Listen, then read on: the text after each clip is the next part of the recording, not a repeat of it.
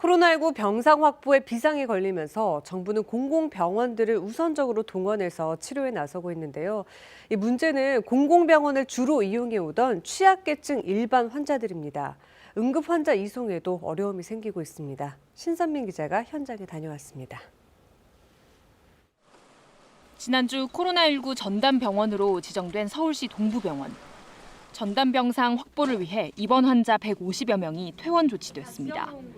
중증 환자 8명도 다른 병원으로 옮겨졌습니다. 사실 노숙자라든지 의료급여 환자들이 다 퇴원이 되고 사실 진료를 받을 데가 없습니다. 이제 그런 분들의 진료를 어느 정도 저희가 포기하고 사실은 이 코로나에 뛰어든 거기 때문에 코로나19 환자 병상 확보를 위해 이렇게 정부가 전담병원으로 지정한 공공병원은 전국에 43개. 병상 확보와 코로나 치료에 전념하면서 일반 진료는 거의 보지 못하는 상태입니다. 그러다 보니 공공병원밖에 이용할 수 없는 취약계층 환자들의 피해가 큽니다.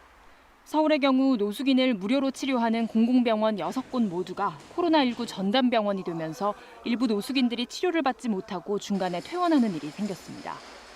재활 치료 때문에 지난달 20일쯤인가 다시 입원을 했어요. 이 코로나 지정병원으로 바뀐다고 해서 24일쯤에 제가 퇴원한 걸 기억하거든요. 병실을 공사를 해야 된다는 것 때문에 조금 막막한 상태죠.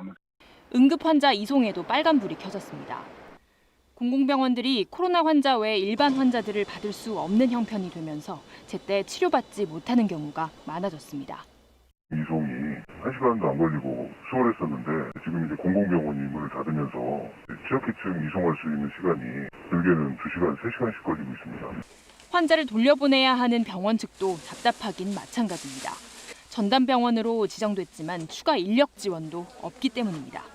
환자가 이제 갑자기 늘어나고 있는 상황에서 이제 저희가 커버하려고 하는 그 한계가 있다 보니까 저희가 마냥 이제 편하게 수용할 수도 없는 부분이고. 의료 관련 시민사회단체들은 코로나 과부하로 다른 의료 공백이 발생하지 않도록 정부가 자원 배분에 특별히 신경을 써야 할 때라고 지적합니다. KBS 뉴스 신선민입니다.